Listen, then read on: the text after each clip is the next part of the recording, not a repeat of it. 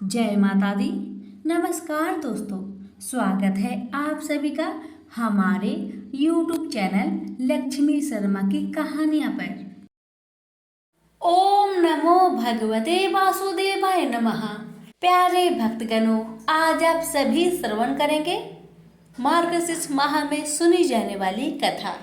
ये कथा है राधा रानी और भगवान श्री कृष्ण की।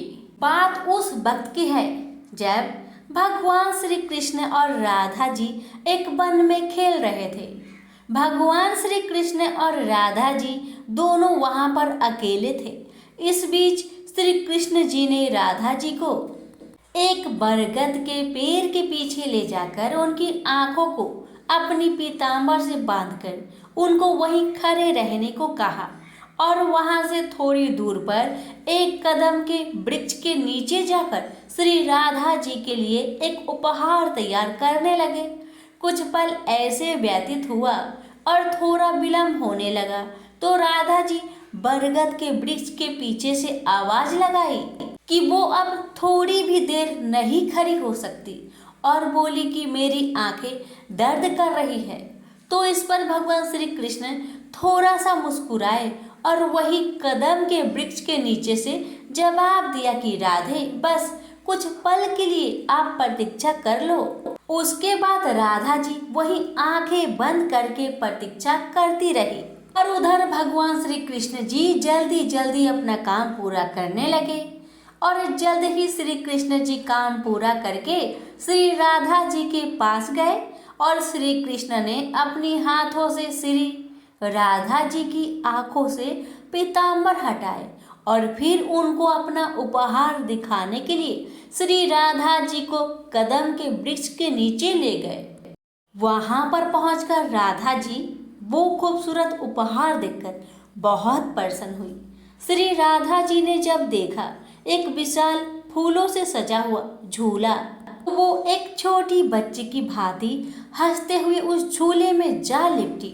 भगवान श्री कृष्ण ने बड़ी लगन से ये उपहार श्री राधा जी के लिए तैयार किया था। फिर राधा जी उस झूले पर बैठकर श्री कृष्ण जी से बोली, कान्हा पीछे से थोड़ा झूले को धक्का लगा दो।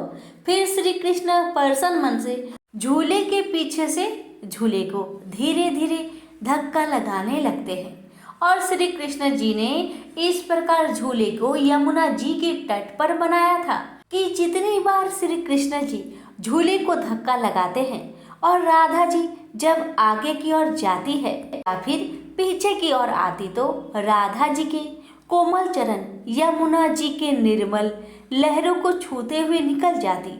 ऐसे ही कुछ वक्त चलता रहा। फिर अचानक से श्री राधा जी की नजर उस झूले में लगी एक श्वेत फूल पर जा पड़ी और उस पुष्प को देखते ही श्री राधा जी बहुत अधिक प्रसन्न होकर श्री कृष्ण जी से कहती है कि हे कान्हा, ये पुष्प तो हमारे वज्र की नहीं लगती, तो आप इस पुष्प को कहाँ से लेकर आए हैं? इस बात पर भगवान श्री कृष्ण मुस्कुराते हुए बोले कि मैं ये त्रेता युग से लाया था। त्रेता युग? ये सुनकर राधा जी को आश्चर्य हुआ और फिर पूछे कि त्रेता युग से कैसे? फिर श्री कृष्ण जी ने झूला को रोककर राधा जी के बगल में जाकर बैठ गए और फिर श्री कृष्ण प्रेम के आंसू अपने आंखों में लिए राधा जी को बताने लगे कि हे राधा, त्रेता युग से लाया हूँ। जब मैं तुम्हें पहली बार देखा था तो तुम पुष्प वाटिका में थी। पहली बार तुम्हें देखते ही राधे मुझे तुम्हें उसी पल एक अपने हाथों से बनाया हुआ पुष्प से निर्मित झूला देने का मन किया, परंतु उस समय में राम अवतार में था और मर्यादा पुरुषोत्तम होने की वजह से अपनी वो प्यारी सी इच्छा पूरी न कर सका। लेकिन मैंने आज के इसी खूबसूरत दिन के लिए उस वक्त कुछ श्वेत पुष्प अपने पास संभाल कर रख लिया था और आज जब समय आया तो मैंने अपनी बरसों की इसी इच्छा को पूरी कर तुम्हें ये प्यारा सा उपहार देना चाहा और मेरी यह इच्छा पूरी भी हुई। यह सुनकर राधा जी की आंखें खुशी के मारे नम हो गई और उन्होंने श्री कृष्ण जी के कोमल हाथों को चूम लिया। उसके बाद भगवान श्री कृष्ण और श्री राधा जी दोनों एक साथ झूले पर बैठकर झूले का आनंद लेने लगे। तो प्रेम से बोलिए राधा रानी की जय, श्री कृष्ण भगवान की जय। बहुत समय पहले की बात है, एक संत जी एक गांव में रहते थे। वे एक बार वृंदावन गए, वहां कुछ दिन घूमे फिरे, दर्शन किए। जब वापस लौटने का मन किया तो सोचा कि भगवान को भोग लगाकर कुछ प्रसाद लेता चलूं। संत ने रामदाने के कुछ लड्डू खरीदे, मंदिर गए, प्रसाद चढ़ाया और आश्रम में आकर सो गए। सुबह ट्रेन पकड़नी थी, अगले दिन ट्रेन से चले। सुबह वृंदावन से चली ट्रेन को मुगल सराय स्टेशन तक आने में शाम हो गई। तो संत ने सोचा अभी पटना तक जाने में 3-4 घंटे और लगेंगे, भूख लग रही है। मुगल सराय में ट्रेन आधे घंटे रुकती है, चलो हाथ पैर धोकर संध्या बंदन करके कुछ खा पी लिया जाए। संत ने हाथ पैर धोया और लड्डू खाने के लिए डिब्बा खोला। उन्होंने देखा लड्डू में चींटी लगे हुए थे। उन्होंने चींटी को हटाकर 1-2 लड्डू खा लिए, बाकी बचे लड्डू प्रसाद बांट दूंगा, ये सोचकर छोड़ दिए। पर कहते हैं ना, शांत हृदय नवनीत समाना।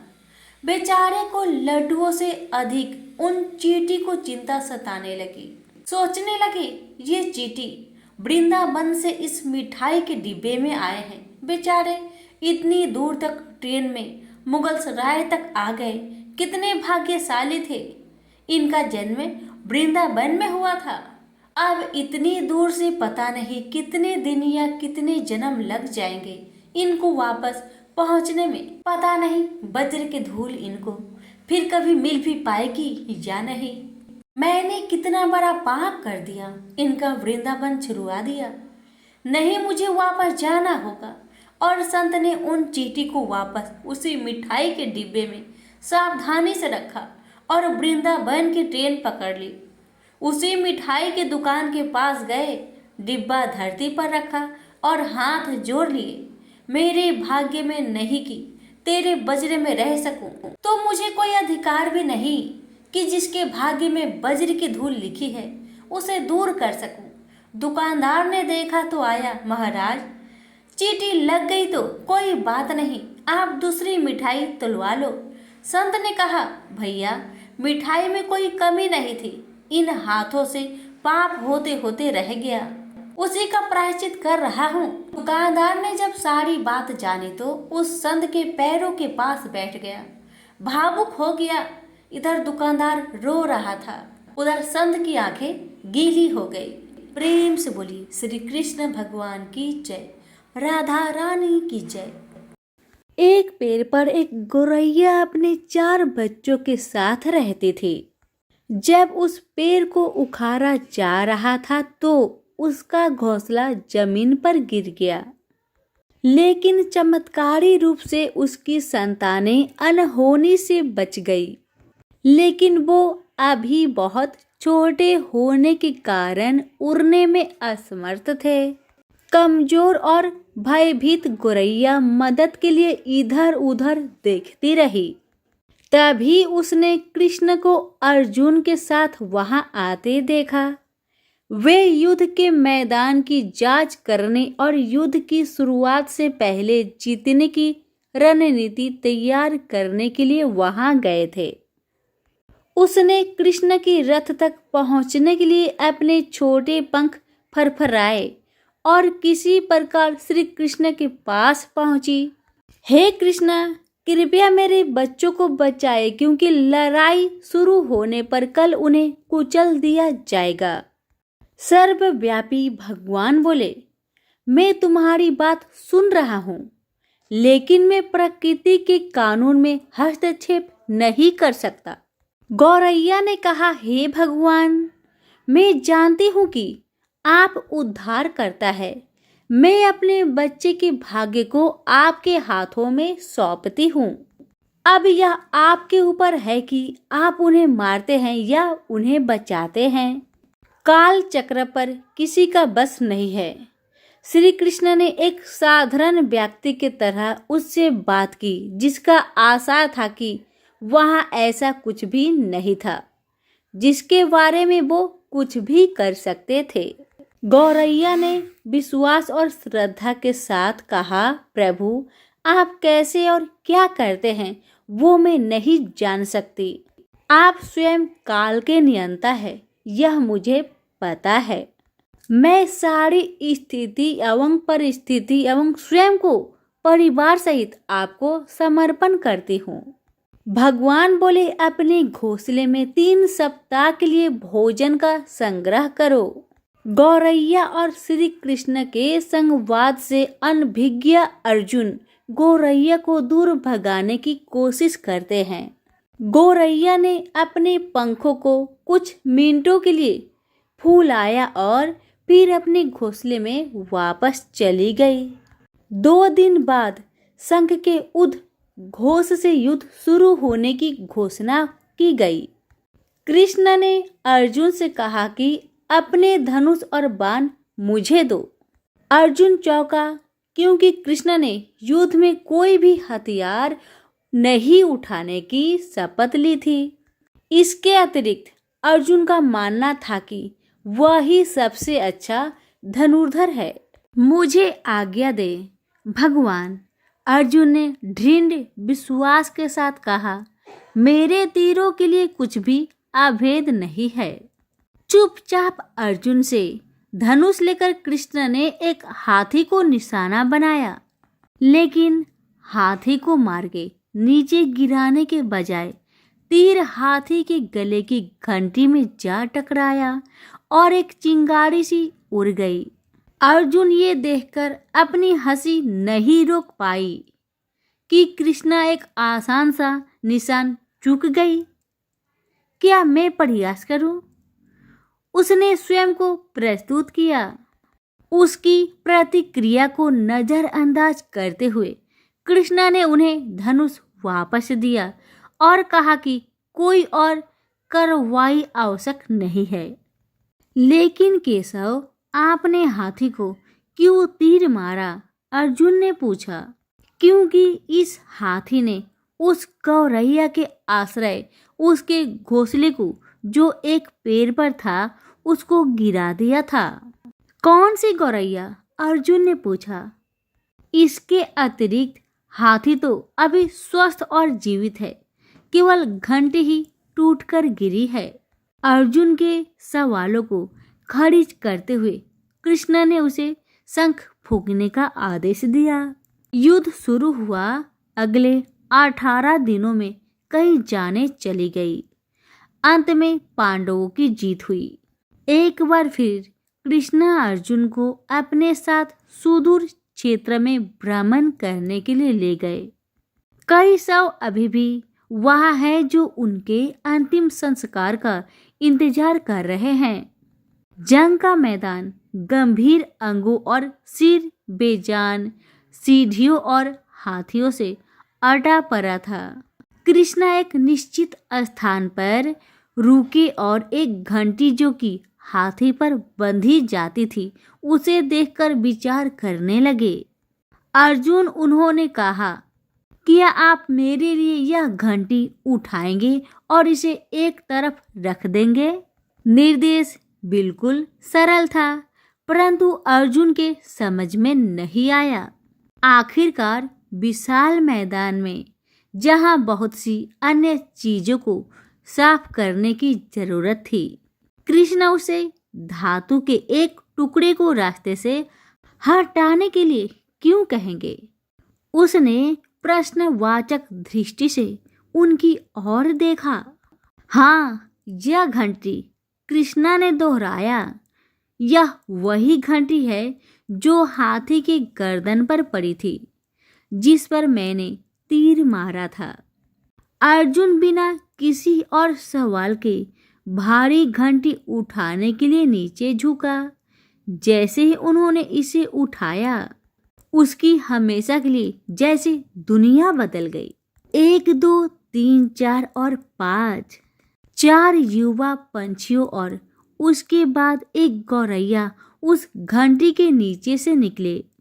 बाहर निकल के माँ और छोटे पंछी कृष्ण के इर्द गिर्द मंडराने लगे एवं बड़े आनंद से उनकी परिक्रमा करने लगे। 18 दिन पहले कटी गई एक घंटी ने पूरे परिवार की रक्षा की थी। मुझे क्षमा करे हे कृष्णा, अर्जुन ने कहा।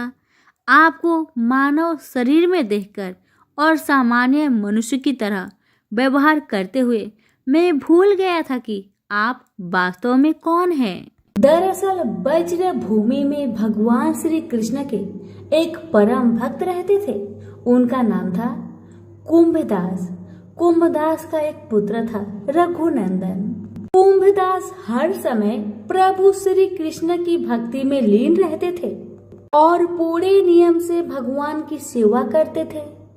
वे उन्हें छोड़कर कहीं नहीं जाते थे ताकि उनकी सेवा में कोई विघ्न न हो जाए। एक दिन वृंदावन से उनके लिए भगवत कथा करने का न्योता आया। पहले तो उन्होंने मना कर दिया, लेकिन लोगों के जोर देने से वे कथा के लिए जाने को तैयार हो गए। उन्होंने सोचा कि भगवान की सेवा की तैयारी करके वे रोजाना कथा करके वापस लौट आएंगे, जिससे भगवान का सेवा नियम भी नहीं टूटेगा। उन्होंने अपने पुत्र को समझा दिया कि वे भोग तैयार कर चुके हैं, तुम बस समय पर ठाकुर जी को भोग लगा देना। कुंभदास ने अपने पुत्र रघुनंदन को समझाया और वहां से प्रस्थान कर गए। जब बालक का रूप धारण कर भोजन करने आए श्री कृष्ण, रघुनंदन ने भोजन की थाली ठाकुर जी के सामने रखी और सरल मन से आग्रह किया कि ठाकुर जी आओ और भोग लगाओ। उसके बाल मन में यह छवि थी कि वे आकर अपने हाथों से भोजन करेंगे। हम सभी भोजन करते हैं। उसने बार बार ठाकुर जी से आग्रह किया, लेकिन भोजन तो वैसा का वैसा ही रखा रहा। अब रघुनंदन उदास हो गया और रोते हुए पुकारा कि ठाकुर जी आओ और भोग लगाओ। जिसके बाद ठाकुर जी ने एक बालक का रूप धारण किया और भोजन करने बैठ गए। ये हर्ष देख रघुनंदन भी प्रसन्न हो गया। रात को जब कुंभदास जी ने लौटकर पूछा, बेटा तुमने ठाकुर जी को भोग लगाया था? रघुनंदन ने कहा, हाँ। उन्होंने प्रसाद मांगा तो पुत्र ने कहा कि ठाकुर जी ने सारा भोजन खा लिया। उन्होंने सोचा कि बच्चे को भूख लगी होगी तो सारा भोजन उसने ही खा लिया होगा। अब तो ये रोज का नियम हो गया कि कुंभदास जी भोजन की थाली लगाकर जाते और रघुनंदन ठाकुर जी को भोग लगाते, और जब वे वापस लौट कर आते तो वो प्रसाद मांगते। उन्हें एक ही जवाब मिलता कि ठाकुर जी सारा भोजन खा लिए। कुंभदास जी को अब लगने लगा कि पुत्र झूठ बोलने लगा है। कुंभदास ने एक दिन लड्डू बनाकर थाली में सजा दिए और छिपकर देखने लगे कि बच्चा क्या करता है। रघुनंदन ने रोज की तरह ही ठाकुर जी को पुकारा तो ठाकुर जी बालक के भेष में प्रकट होकर आए और लड्डू खाने लगे। यह देखकर कुंभदास जी दौड़ते हुए आए और प्रभु के चरणों में गिरकर विनती करने लगे। उस समय ठाकुर जी के एक हाथ में लड्डू और दूसरे हाथ वाला लड्डू मुख में जाने को ही था कि वे जर हो गए। उसके बाद से ही उनकी इसी रूप में पूजा की जाती है और वे लड्डू गोपाल कहलाए जाने लगे। प्रेम से बोलिए लड्डू गोपाल की जय। वृंदावन की एक गोपी रोज दूध दही बेचने मथुरा जाती थी। एक दिन ब्रज में एक संत आए। गोपी भी कथा सुनते गए। संत कथा में कह रहे थे, भगवान के नाम की बड़ी महिमा है। उनके नाम से बड़े बड़े संकट टल जाते हैं। प्रभु का नाम तो भव सागर से तारने वाला है।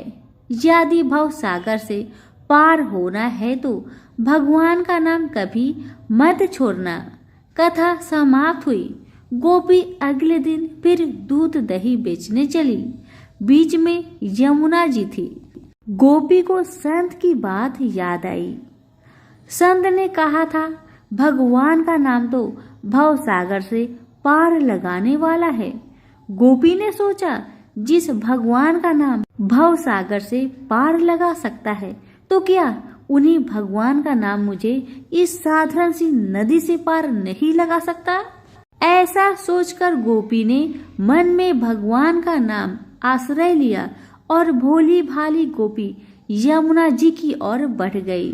अब जैसे ही यमुना जी में पैर रखा तो लगा मानो जमीन पर चल रही है, और ऐसे ही सारी नदी पार कर गई।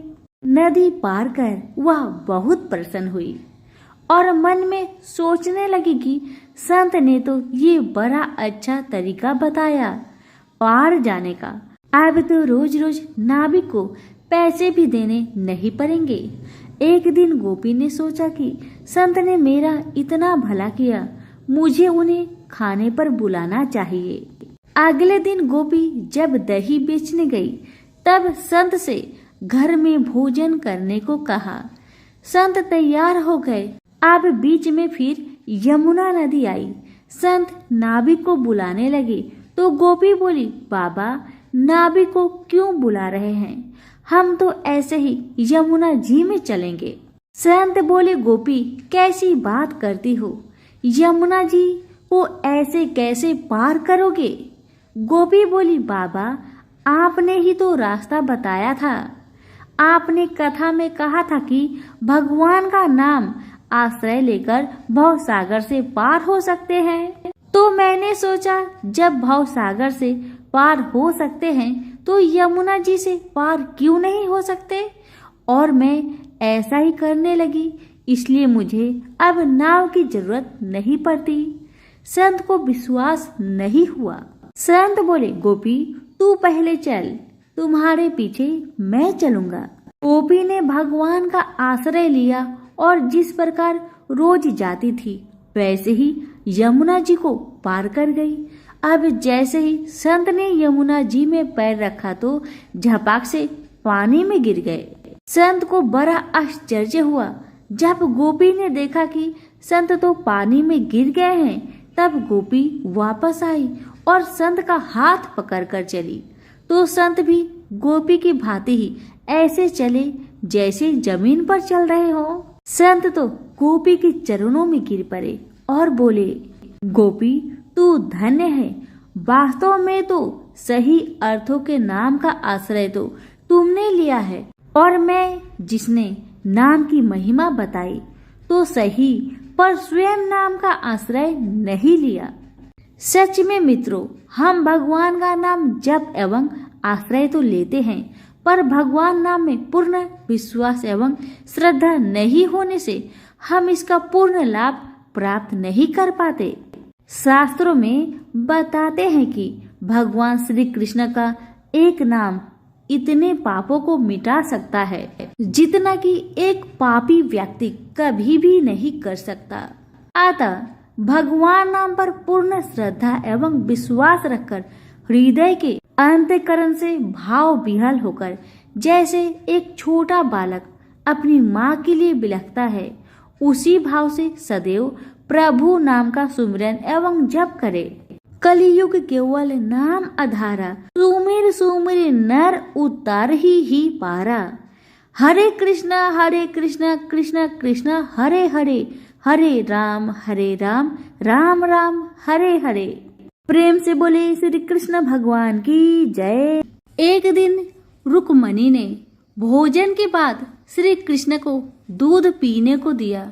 दूध ज्यादा गर्म होने के कारण श्री कृष्ण के हृदय में लगा और उनके श्री मुख से निकला, हे राधे। सुनते ही रुक्मणी बोली, प्रभु ऐसी क्या है राधा जी में जो आपकी हर सांस पर उनका ही नाम होता है? मैं भी तो आपसे अपार प्रेम करती हूँ, फिर भी आप हमें नहीं पुकारते। श्री कृष्ण ने कहा, देवी आप कभी राधा से मिली है? और मंद मंद मुस्काने लगे। अगले दिन रुक्मणी राधा जी से मिलने उनके महल में पहुंची। राधा जी के कक्ष के बाहर अत्यंत खूबसूरत स्त्री को देखा और उनके मुख पर तेज होने के कारण उसने सोचा कि ये ही राधा जी हैं और उनके चरण छूने लगी। तभी वो बोली, आप कौन हैं? तब रुक्मणी ने अपना परिचय दिया और आने का कारण बताया। तब वो बोली, मैं तो राधा जी की दासी हूँ। राधा जी तो 7 द्वार के बाद आपको मिलेगी। रुक्मणी ने 7 द्वार पार किए।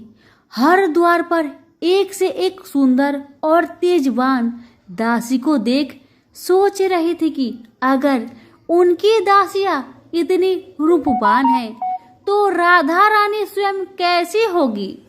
सोचते हुए राधा जी के कक्ष में पहुंची। कक्ष में राधा जी को देखा, अत्यंत रूपवान तेजस्वी, जिसका मुख सूर्य से भी तेज चमक रहा था। रुक्मणी सहसा ही उनके चरण में गिर पड़ी। पर ये क्या, राधा जी के पूरे शरीर तो छाले पड़े हुए थे। रुक्मणी ने पूछा, देवी आपके शरीर पर ये छाले कैसे? तब राधा जी ने कहा, देवी कल आपने श्री कृष्ण जी को जो दूध दिया वो ज्यादा गर्म था, जिससे उनके हृदय पर छाले पड़ गए और उनके हृदय में तो सदैव मेरा ही वास होता है। इसलिए कहा जाता है, बसना है तो हृदय में बसो, दिमाग में तो लोग खुद ही बसा लेते हैं। सभी प्रेम से बोले, राधा रानी की जय हो, श्री कृष्ण भगवान की जय हो। श्री कृष्ण के लीला काल का समय था। गोकुल में एक मोर रहता था।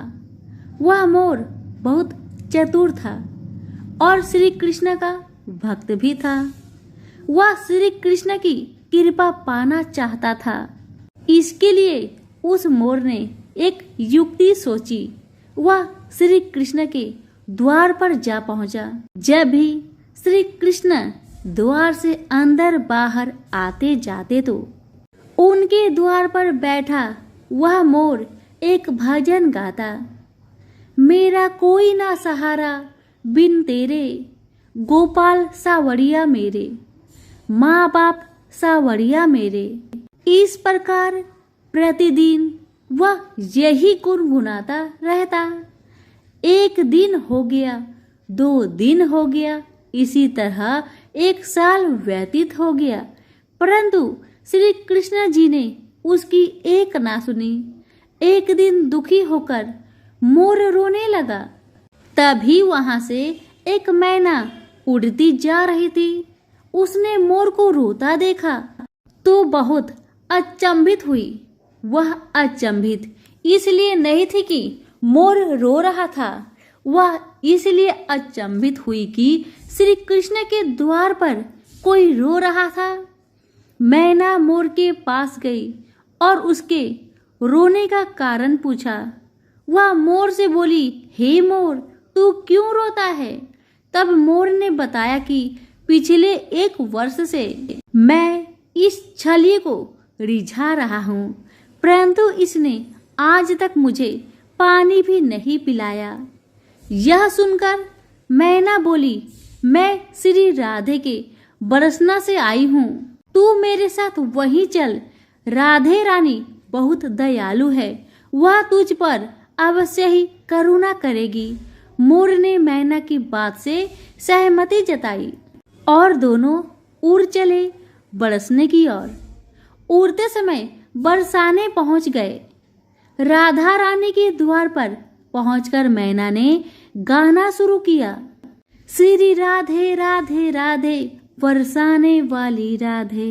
परंतु मोर तो बरसाने में आकर भी यही दोहरा रहा था कि मेरा कोई ना सहारा बिना तेरे, गोपाल सावड़िया, मेरा माँ बाप सावड़िया मेरे। जब राधा जी ने ये सुना तो वह दौड़ी चली आई और प्रेम से मोर को गले लगा लिया और पूछा, मोर कि तू कहाँ से आया है? तब मोर बोला, जय हो राधा रानी, आज तक तो सुना था कि तुम करुणामयी हो और आज देख भी लिया। राधा रानी बोली, वह कैसे? तब मोर बोला, मैं पिछले 1 वर्ष से द्वार पर कृष्णा नाम की धुन गाता रहा हूँ, किंतु कृष्णा जी ने मेरी सुनना तो दूर कभी मुझको थोड़ा सा पानी भी नहीं पिलाया। राधा रानी बोली, अरे नहीं मेरे कृष्णा, ऐसे नहीं है, तुम एक बार फिर से वहीं जाओ। किंतु इस बार कृष्णा कृष्णा नहीं, राधे राधे रटना। मोर ने राधा रानी की बात मान ली और लौटकर गोकुल वापस आ गया। फिर से कृष्ण के द्वार पहुंचा और इस बार रटने लगा, जय राधे राधे राधे, जय राधे राधे राधे। जब श्री कृष्ण जी ने ये सुना तो भागते हुए आए और उन्होंने मोर को प्रेम से गले लगा लिया और बोले, हे मोर, तू कहाँ से आया है? यह सुनकर मोर बोला, वाह रे छलिए, जब 1 वर्ष से तेरे नाम की रट लगा रहा था तो कभी पानी भी नहीं पूछा, और आज जब राधे राधे बोला तो भागता हुआ आ गया। कृष्णा बोले, अरे बातों में मत उलझा, पूरी बात बता। तब मोर बोला, मैं पिछले 1 वर्ष से आपके द्वार पर यही गा रहा हूँ। मेरा कोई ना सहारा बिना तेरे, गोपाल सावड़िया मेरे, माँ बाप सावड़िया मेरे, किंतु आपने कभी ध्यान नहीं दिया। तब मैं बरसाने चला गया। इस प्रकार मोर ने समस्त कहानी श्री कृष्ण जी को कह सुनाया। तब श्री कृष्ण जी बोले, मैंने तुझको कभी पानी नहीं पिलाया, यह मैंने पाप किया, और तूने राधा का नाम लिया, यह तेरा सौभाग्य है। इसलिए मैं तुझको वरदान देता हूँ कि जब तक यह सृष्टि रहेगी तेरा पंख सदैव मेरे शीश पर विराजमान होगा, और जो भी भक्त राधा का नाम लेगा वो भी सदा मेरे शीश पर रहेगा। अतः श्री कृष्ण के भक्त प्रेमियों, यदि श्री कृष्ण का सानिध्य चाहिए तो प्रेम से कहिए, जय राधे राधे राधे, जय राधे राधे राधे।